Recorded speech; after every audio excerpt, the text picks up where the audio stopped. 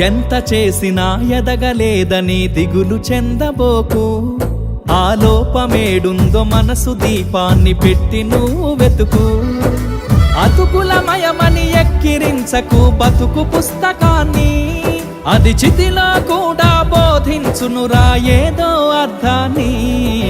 రాదురా ఏ విజయం నీ కోసం నా కోసం, ఎటుపోదురా నువ్వు చేసిన కష్టం ఎప్పటికైనా సొంతం.